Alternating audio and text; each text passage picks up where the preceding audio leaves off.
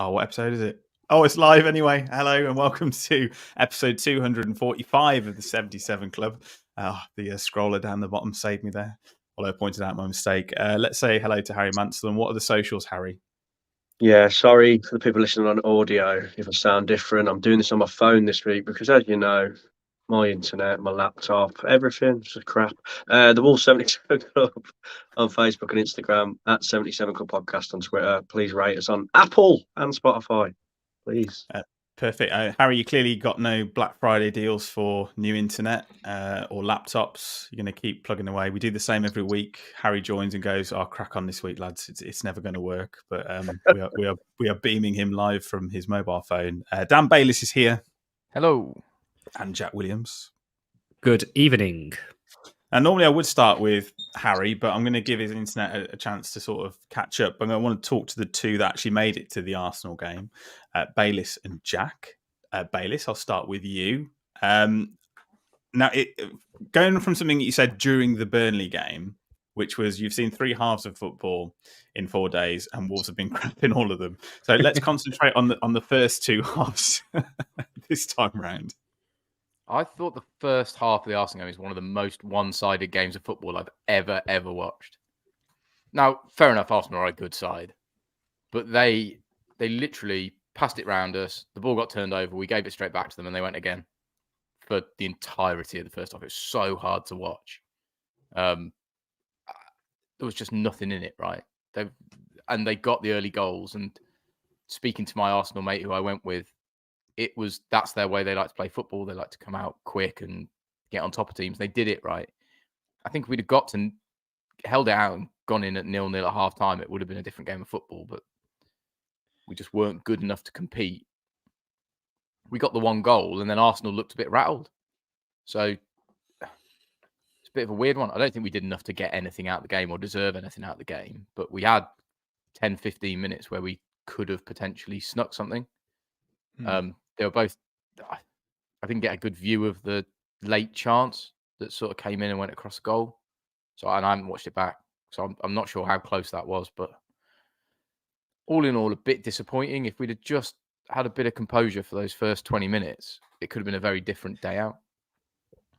Jack, do you think the scoreline flattered Wolves? Because, I mean, the stats, and I know we don't normally go off what the stats say, but I think Arsenal 6 shots on target, Wolves 3 on target, slightly edge in possession, but it doesn't really tell a story, does it?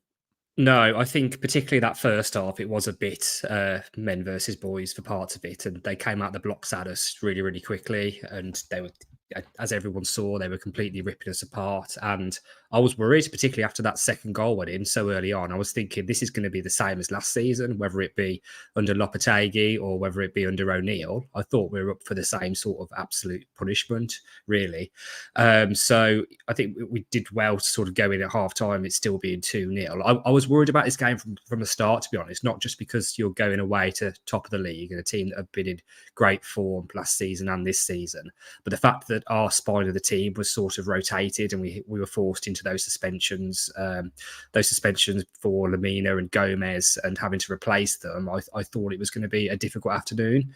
But second half, although Arsenal still did open us up quite a few times, and there was good saves by Bentley, and I know they hit the post twice, I think, in the course of the game after they went 2-0 up.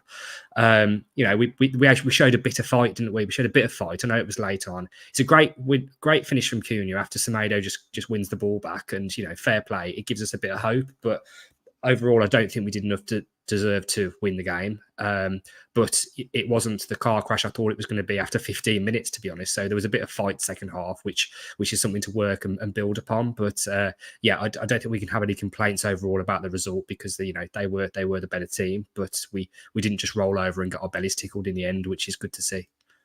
And Dan, I mean, Stu has made the comment about not expecting much from the Arsenal game, but you want to see us compete a bit. But I mean, realistically, pretty much stripped back to bare bones, just because largely the suspensions and injuries that have hit us recently. I mean, I think when you look at the bench, there were names on there that I certainly didn't recognise. Was it Hubner, Whittingham, Chirua? In terms of experience, it was way down there, and probably one of the most inexperienced benches we've had in a matchday squad for a very long time. Yeah, well, I had the pleasure of being with 6 Arsenal fans before the game, and I was sort of trying to get my excuses in early, saying, we've got suspensions, we've got all this, we've got all that, we've got all that.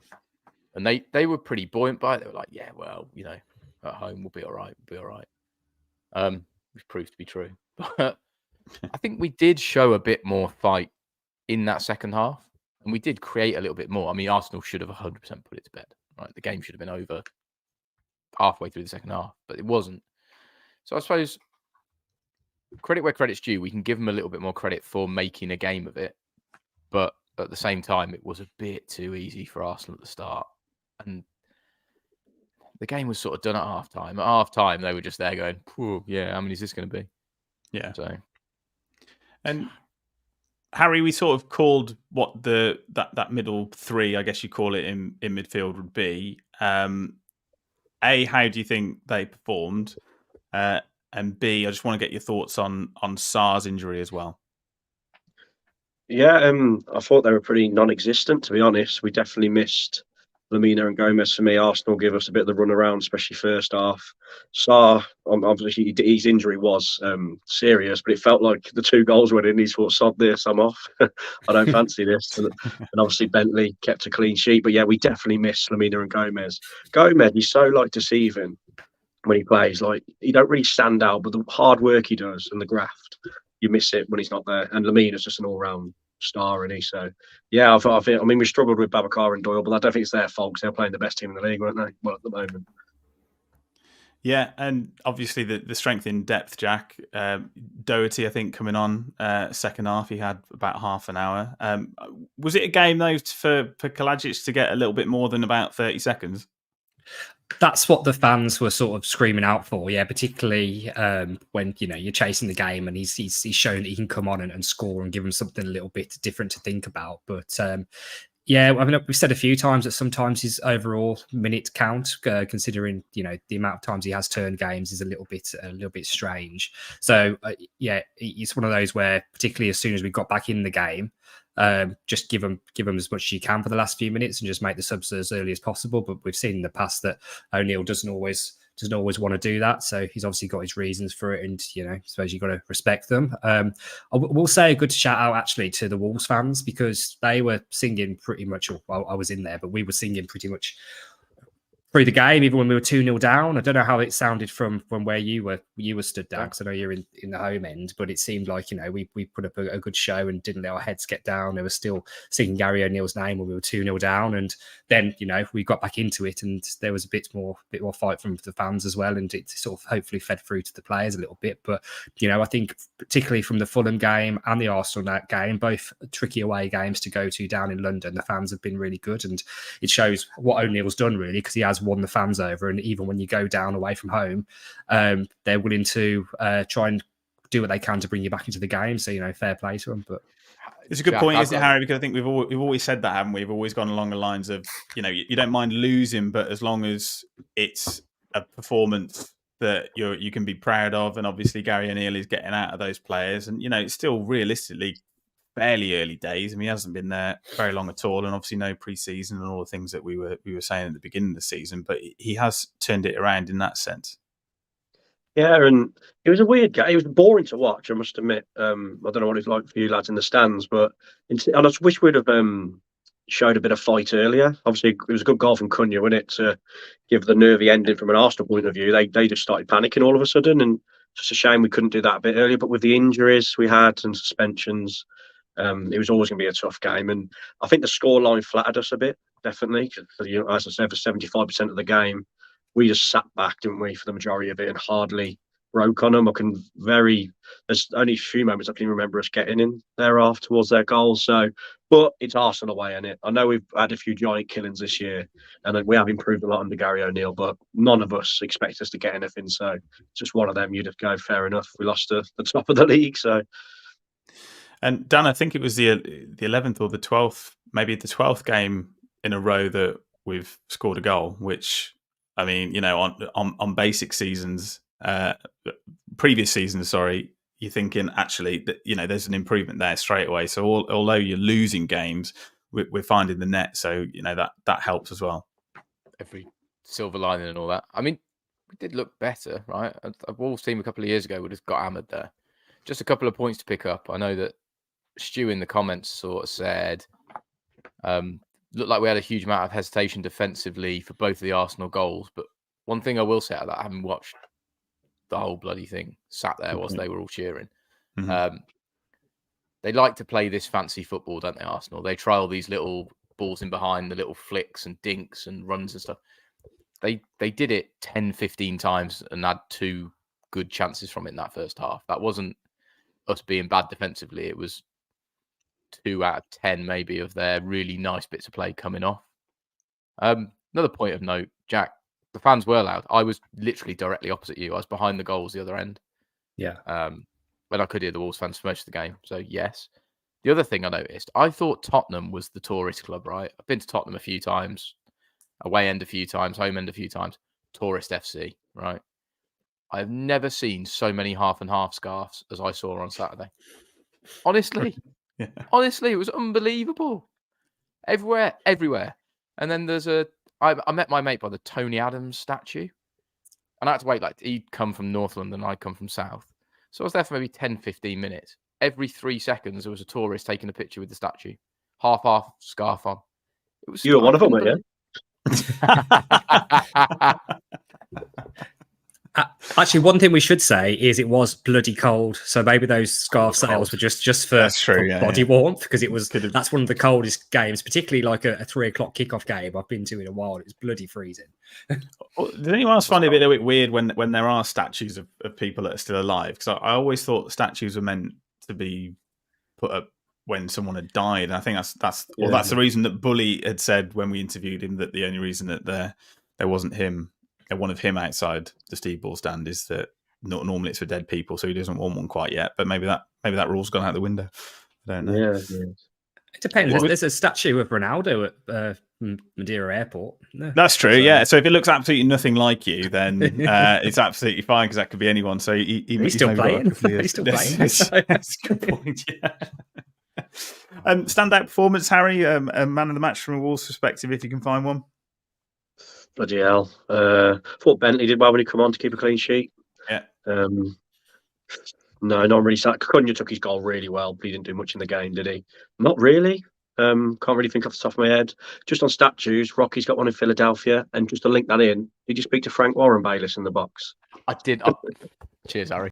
I bottled it. I didn't. It was the weirdest setup, and I won't name drop, but he was just the other end of the road from where I was. But no, I didn't want to disturb someone enjoying their day at the football.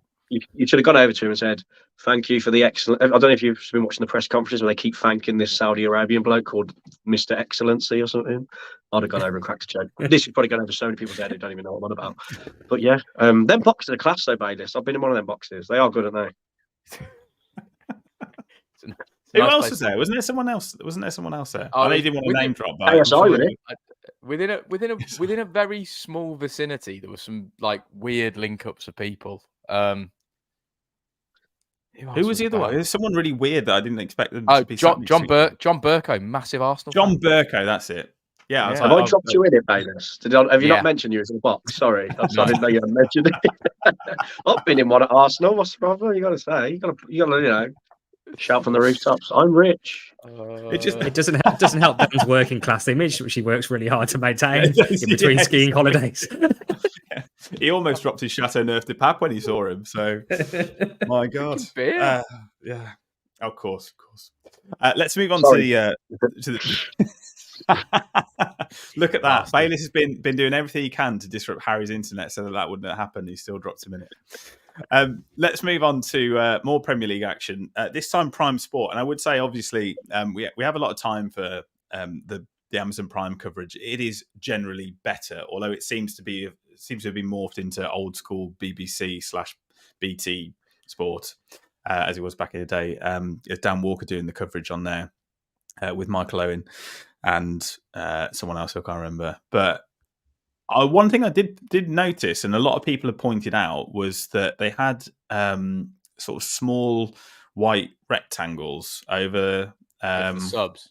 For the subs of the. Did you see that? I've never seen that done before.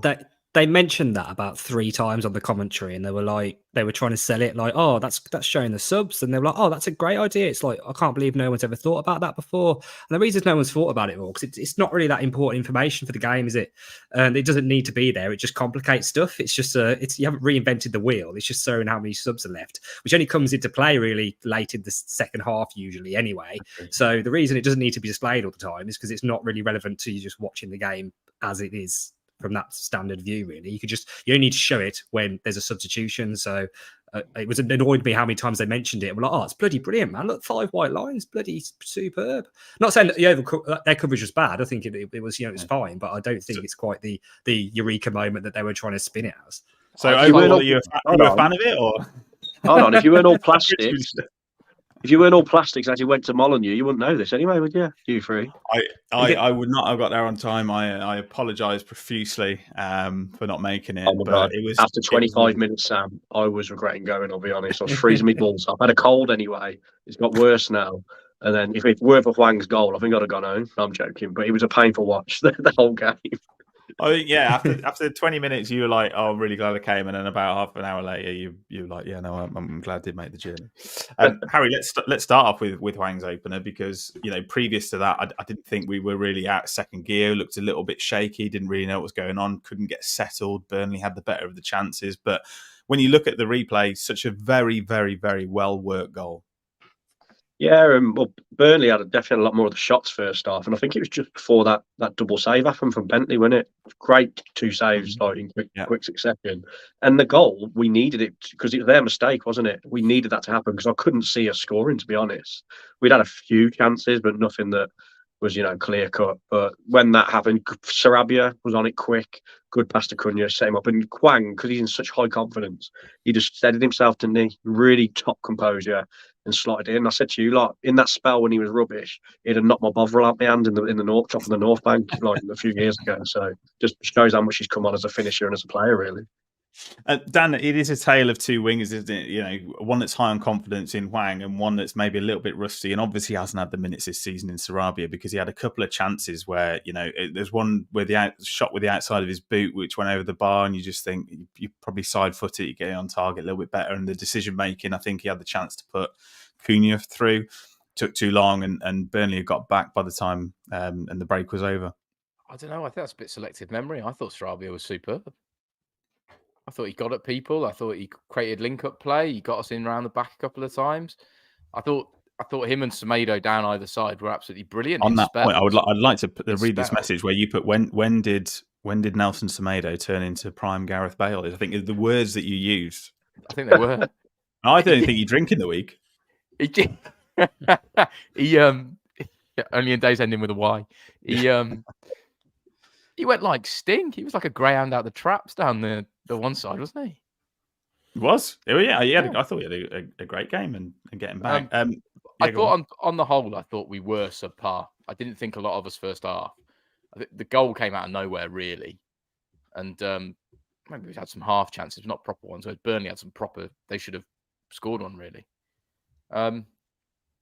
Lovely bit of work, right? To take advantage of a team like that, and within 3 passes or 2 passes, you want to say, have it in the back of the net. Brilliant. That's what proper Premier League teams do. Is even when they're not at their best, they punish sides and stick it away. Because so many times you see it, right? The bloke robs the defender and he thinks, oh, I'm in here. And then you end up skying it or putting a crap pass in or something like that. But it was pick the ball up, 1 pass, straight on again. Lovely composure. I mean, that finish. A little fake on it. That was the bit. Give it the little... Lovely. Superb. Yeah, superb. Superb. Yeah, superb. Jack, I think historically and probably since we were promoted under Nuno, you look at these sort of games and you think, oh God, you just know that we're not going to get anything from it, or it's going to be a poor display, a lackluster one. And it was looking like that in the opening stages. But I think you said on the group, we'd take the win all day, move on to the next one. It's just good to be getting 3 points on this occasion. Just good to have a win. I mean, after the 2 the away games we'd had, and the 2 defeats were, which arguably we should have got something from at least one of the games. We're looking at these 2 games coming up, the Burnley and the Forest game, and thinking, if we take 4 points from these next 2, everyone's going to be back pretty happy again. And looking at the table, you'd really fancy us against Burnley. But at the same time, I said to you guys just before, or just as after the game had started, and we were under pressure really, like 7:30 kickoff Tuesday night, home to Burnley. It's exactly the sort of game that sometimes we just don't turn up for, really. And I feared that was what was going to happen, particularly after, the first 20 minutes where Burnley, let's be honest, they were the better side. From a Burnley point of view, I'd be really frustrated if I was watching them, because just so many times they're the makers of their own downfall, aren't they, really? Because they're trying to play it out from the back. They're not doing it very confidently. They're, passing the ball, hitting out of play sometimes and losing possession in dangerous places. And you saw that for our goal, really. And we went up, we probably didn't deserve to be winning at half time, but we were. I thought from the way Burnley started, where they were pressing really, really hard, I thought they won't be able to sustain that, I don't think, at the same levels for even the whole half, let alone the whole game. And I think that started to show. Went 1-0 up at half time, albeit a bit fortunately. We took our chance that was given to us, whereas we did a similar thing. We're playing a ball back across our box, and Burnley just didn't capitalise, did they? Bentley's got a great save. And then from there, really, I think second half, it was, we sort of contained them a lot better. And although, I think my buzzer's going off in it. Can you hear that? Is that what it is? Yeah, it's my flat buzzer. I don't know. And then after that, sorry. Sorry, Jack's girlfriend's just freezing to death outside. We'll find. Well, she should have a bloody key, shouldn't she? And then, what was I saying? Second half, I think we contained it quite well. We could have killed the game off, but we were the better team, and really they were chasing the game, and they didn't do enough to go on and get anything from it, I don't think, because we contained them quite well. They didn't create many chances, and even always at 1-0, it's a bit uncomfortable for the last 5 or 10 minutes, but they didn't create very much, did they really? They had a few free kicks that hit over the bar, and apart from that, it was comfortable, I think, second half. That the commentator doesn't do Wolves very much because he did, Guy Mowbray, bring out the Max Kilman played futsal line, which has been absolutely used for death, Harry. But Max Kilman did get man of the match on the night. I don't know if you see the Wolves TikTok earlier of the sprayed pass out wide to Bueno. He's playing like prime Cafu. I thought he was brilliant, very commanding, and he's really grown into his role as captain. Yeah, he played really well. Like some of those diagonals were brilliant. But for me, did Amazon give him man of the match today? Yeah. I think Dawson was better. Dawson was like, the amount of headers he was winning when he was hanging on towards the end. My God, and he's such a leader. But yeah, I can see why they could give Kilman man of the match. But we'll probably get onto it. But for me, it was Sarabia or Semedo. But yeah, Kilman, brilliant. He was also solid. Totti, he was, he did what he had to do. I thought he was poor at Arsenal actually with his slim shady haircut. I don't know what he's done with that, but yeah. The diagonals, they were like Connor Cody-esque, weren't they, some of them? But Dawson was doing them as well. He did a few out to the right wing-back position too. So, yeah, I can see why they give it in. But for me, sat in the North Bank, freeze my balls off, Sarabia or Semedo was my man of the match. No, very good point. Totti's obviously going to the same hairdresser as Lamina. Baylis, man of the match? I'd have given it Sarabia. But what do I know? Jack? I think Semedo and Sarabia, both good shouts. One thing I will say is, though, straight away, is just like bring back Lamina into that team. We look so much better, I think. Like he's everywhere, and you don't realise how many times he just blocks the ball or pressures and wins it back, and makes a massive difference to our midfield. And really, if you look at the last 12 months, I think it's between him and Dawson for our best player of the last year, really. Best player of 2023, if that's an award that goes out there, because, both been superb, haven't they, really? Even though he gets booked every single game. That booking was ridiculous, though, wasn't it? Let's be honest. Like, I mean, fair enough if you give it as a foul, but I don't think it's a yellow. He's just outstrengthed him, really. And you could say, okay, it's a foul in a promising position, but I think that's a ridiculous yellow, to be honest. At least there was no VAR last night. It's refreshing, isn't it, to have 2 games where we're actually talking about the football rather than anything else. Sorry, they did a 12... Oh, you're going, Harry. Sorry, just on performances, I've got to mention it. I thought, I've gone blank. Bueno, Hugo, I thought he really struggled. Don't you think, left back? Yeah, he didn't want to take anybody on. He's had the minutes, and he wouldn't be playing if Ain't Nori was wasn't injured. So, I don't like Doherty having to come on and play on the left. Should have been Jonny. Well, I was going to say, it moves us nicely onto Jonny, a person that didn't make a matchday squad. Harry, I think you've got a little bit more information on this because I think he was upset that he hadn't replaced Ait-Nouri for the Arsenal game. No, it was Fulham. So the Monday night game against Fulham. Yeah, when Ait-Nouri got injured, he brought Doherty on. Apparently, he was annoyed with that, and then obviously he weren't in the matchday squad for Arsenal. He was meant to be, and obviously weren't Tuesday night, and it looks like he's not going to be in and around the squad for a long time. And the rumor is that he was annoyed about that not coming on. He's obviously had a bust up with Gary O'Neill. From his point of view, he said at the beginning of the season, didn't he? He wants to stay. He wants to fight for his place. He's been professional, and I can see why he's frustrated. But at the end of the day, after his 2 injuries, he's just not good enough, is he? There's no room for sentiment, as we always say. He's been a really good servant, but if he's going to be costing us when we bring him on, he's going to be no good, is he? And I said to you, like, in WhatsApp, like, another reason why he didn't want to go, and this is probably going to sound really harsh, he's on massive wages, and no other club is going to pay the wages he's on at Wolves. So that was another reason why he stayed, let's be honest. So if he ain't good enough, don't play him. I'm on Gary O'Neill's side, and he's done a Matinho, hasn't he? He's done a bloody what's his name? Went to City, Nunes. He's just threw his toys at the pram. He's had a bust up at the training ground, showing bad attitude. Another player from that era doing it, and it's a sad ending because I don't think we're ever going to see him again in a Wolves shirt. Do you agree with that, Dan? It sort of tarnishes his legacy, I guess you call it, a little bit, because obviously he was so good when he came in and we were thinking, well, Barry Douglas is clearly a starter. He's clearly going to be brilliant in the Premier League, and then in comes Jonny. Here's Jonny. Yeah, Jonny. Brilliant. When he joined, he was brilliant. He scored one of the best goals I've ever seen, even though he lost the game. Oh, Leeds. Yeah. I loved him. I thought he was absolutely superb. It's very hard coming back from one ACL, let alone having 2. But I don't know. He could have sat there quietly, wound away his contract and took the money, or he could have fought for his place. I guess he's fought for his place, and now he's got frustrated with it. And I sort of see it from the other side, like the old Nunes thing, right? Like, that bloke's a prick. He was here 20 minutes and then showed off like he ruled the world, and it's pretty clear and evident now that he's shite and he's in City's reserves. Whereas Jonny's done his time, so maybe he's got a little bit more reason to be aggrieved. Still not nice to see a training ground bust up or hear of one. Could all be fish wrapping, obviously. Jack, you don't have to go too far back. There is an article from the Shropshire Star back in November, the 2nd of November, which is Wolves boss Gary O'Neill impressed with hard-working professional Jonny Castro-Otto. So I suppose a month is a long time in football. Yeah, it's a difficult one, isn't it? It just seemed like there's a bit of a theme emerging, though. It seems to be happening to us quite a lot, isn't it? If you look at, like Harry said, Nunes, Matinho, and now Jonny, there's probably another one in there that I've forgotten about over the last Fosun era somewhere.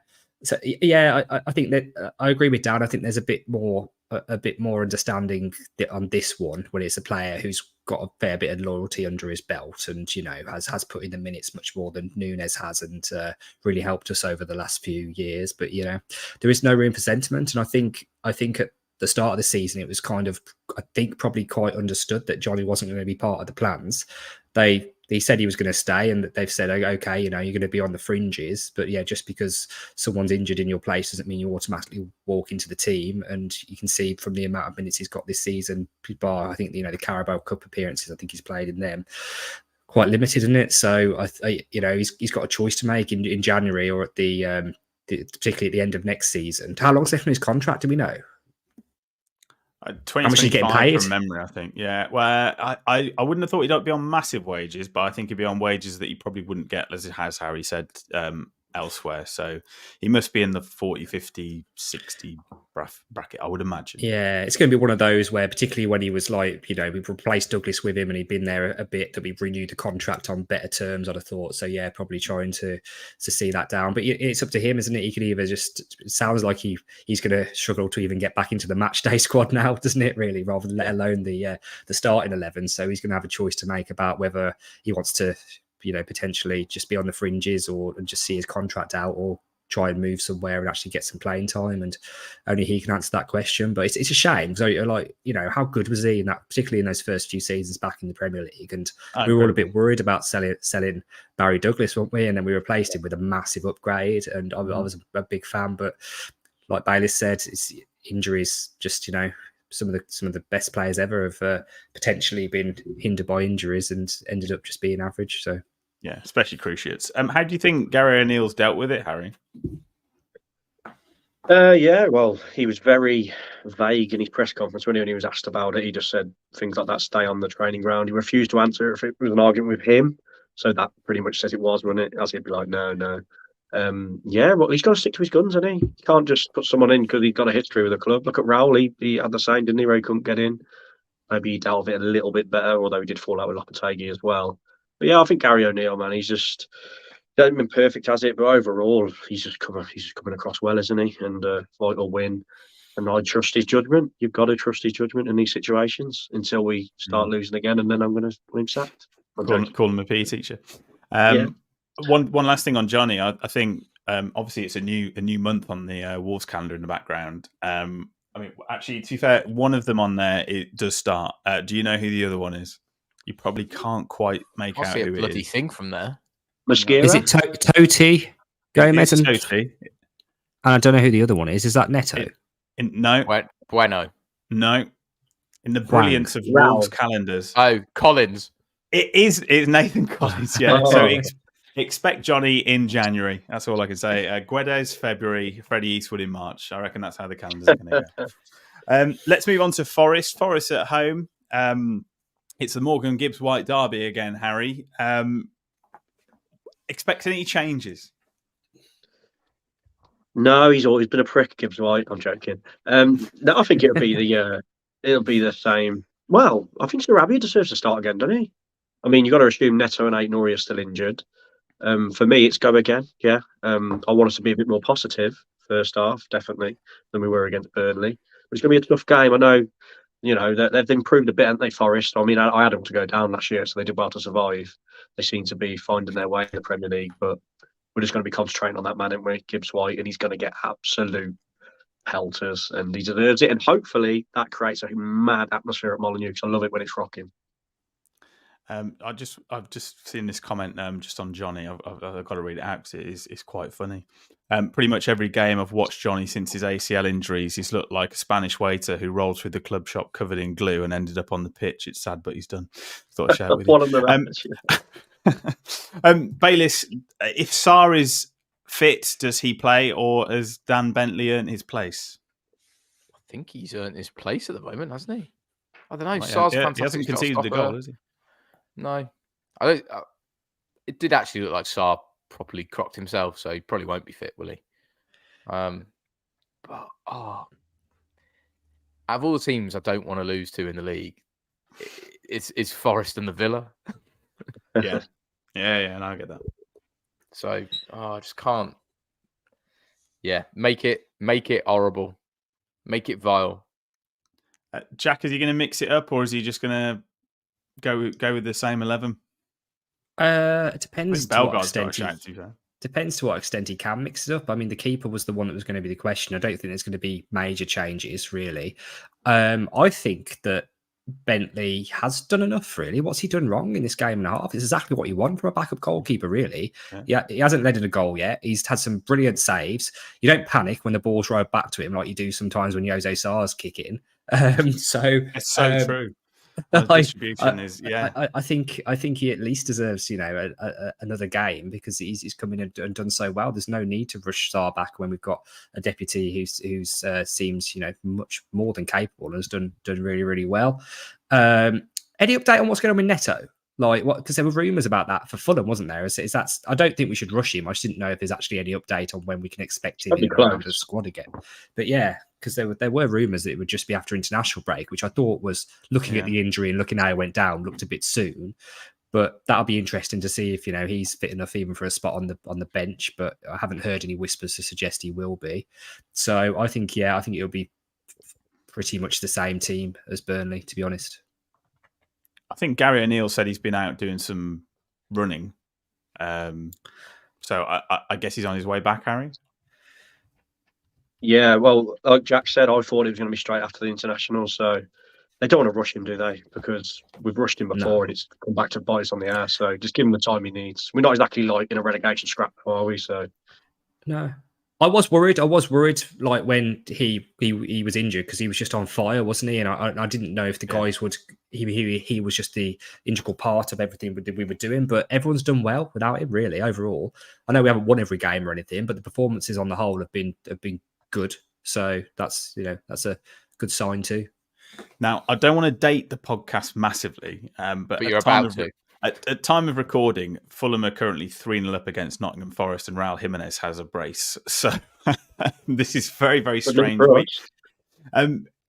Baylis, do you think that'll, off the back of what's looking like is going to be a huge defeat, unless there's something incredible happens in the next 28 minutes, is they're going to be expecting a reaction? They are. I mean, it's one of two things, right? Either Forest are crap and they come to Molineux and we do what we've done at Molineux and we beat them convincingly, or it's going to be something like 2-1 Forest, Bolly with the first one from a corner and Gibbs White in the 94th minute of 2 minutes added on. It's very, very specific. It's nice that we... Does Bolly start for Forest late? No, I ain't even... Yeah, he does. Yeah. Notice, but yeah. Fair play. It's nice having an extra day's rest though, and usually it seems to work the other way for us, where we're the team who has to play twice in 2 or 3 days. So that should be an advantage. But also, if Forest do get pumped tonight, they're going to go out wanting a reaction, aren't they? That's usually the way it goes. It can sometimes spur a better performance because the manager's asking it from them. So who knows? We'll just have to see on the day, won't we? But we've got more than enough to beat them, particularly at home. So if we follow up last week with 2 home wins in a week, everyone will be on cloud 9, won't they? So absolutely. And just before we get to bets from Baylis, I mean, just a look ahead sort of to the end of the year. The next 5 fixtures, obviously Forest at home, West Ham away, Chelsea at home, Brentford away, Everton at home. I mean, looking at the table, they're fairly favourable fixtures, aren't they, Harry? And you're thinking, actually, it's not a bad run to go into the new year, and then obviously got Brentford away in the cup, or is it? Yeah. But the thing is, with Wolves, we don't beat the teams we're meant to. Well, we beat Burnley finally, and we do. You know what I mean? It's usually we struggle against, which we did. We struggled a bit against Burnley. We struggled against Fulham. Struggled against Sheffield United, Luton. And we beat the big boys. So hopefully we turn that round. We need to beat teams around us as well. Tom Ballin, Sam put a decent comment in about Lopetegui, which is I know it's one of them we'll never know. But evening, lads. Hypothetical question: where do you honestly think J-Lo would have had us points-wise at this stage of the season? Gary O'Neill seems to have created a much more positive feel in the dressing room. I'll go to Baylis first. I don't know. Okay, I'll go Harry. I reckon the thing is with Lopetegui, he had players that loved him and he had a few players that really didn't like him, didn't he? So I think, he wanted backing, didn't he? But say he did decide to stay, we didn't have the same sort of backing that O'Neill eventually had at the end of the window with those Enzo coming in and Santi and whatever. I think we'd be in a similar position. He's a good manager. I know he was a bit of a pleb and moaned and that, but some of his decision making in game was good, thinking back. So I think we'd be in a similar position. Gary O'Neill's done a brilliant job, don't get me wrong, but we have got a good starting 11.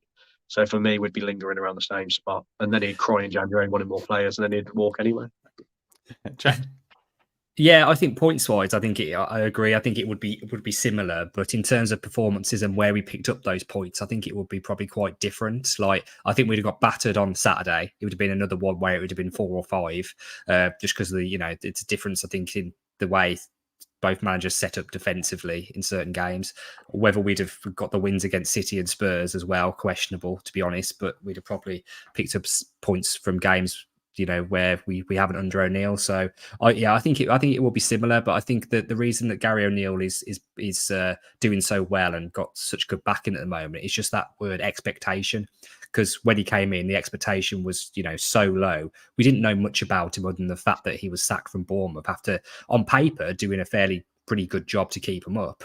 And since then, he's just done everything right, hasn't he? He's been really switched on with the fans, switched on and real about the situation that he's inherited, and addressed everything in a really good way, whether that be referees, VAR, players like Johnny in the dressing room. He's just saying all the right things, man. And that's why I think the relationship with the fans is better than it was under Lopetegui now, which is a big thing. Dark spell. Remember that little dark spell when we had the thought he was going to leave. Oh, Ipswich. Yeah. There was a What- few weeks there where I thought, oh, he could be a goner here. So it hasn't been 100% perfect, but I agree with No, but what you said. Yeah. you got to give him time, don't you? You can't just like. I know we're fickle, so I think the last few weeks have been, really good. Ever since that Ipswich defeat in the cup, it's been really good, isn't it? So Yeah, and then no pushovers. I mean, they've been absolutely ripping up, haven't they, in Championship? So just go show.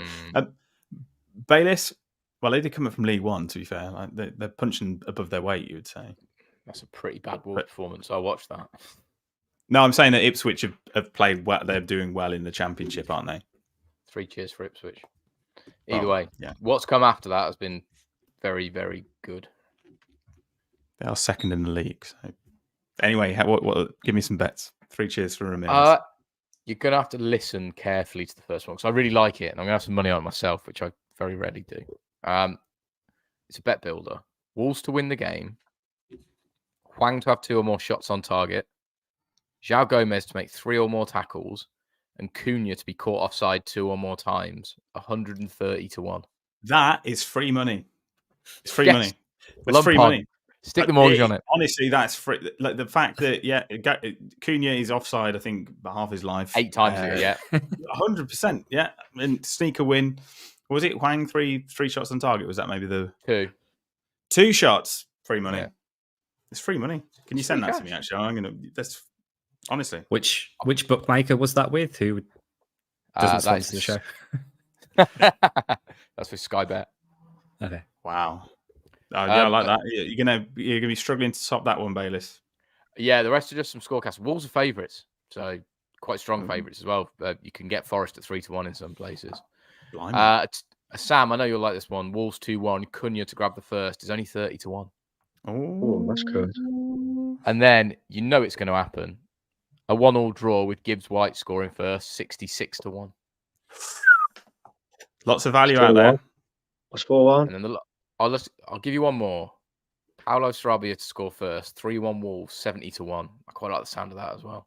To be fair, I guess in 4-1's going to be quite up there then. If that was, what was he say? 60. If we're favourites, we've got 50 to 1, I reckon. 4-1 Wolves is only 33 to 1. Oh my God, that's low. Baylis, I love the fact that you opened up this little betting thing saying, yeah, I'm going to give you the bets. I'll give them you every week, but a few tips. Never back on myself. Just fills everyone with confidence. Not fucking stupid. Yeah, it's stupid enough to back my own I've seen my history on Sky Bet. Is it worse you know what? than you Fuck it. I'm now here. I'm going to put a couple of quid on that. All right, money bags. Christmas is coming. Should we put the podcast royalties on it? Yeah, put the podcast money on it.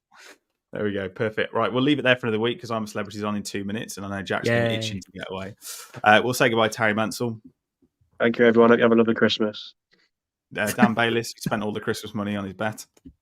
Yep, correct. You win it back, we'll go Black Cherry. And Jack Williams. We're doing a podcast before Christmas, aren't we? Okay, I'm not here. Just check I'm it. not. Oh, we can't do it without you, can we? Yeah. Merry Christmas, everyone. So I'm not here next week. Cheers, Tiny Tim. And it's a goodbye from me. Goodbye.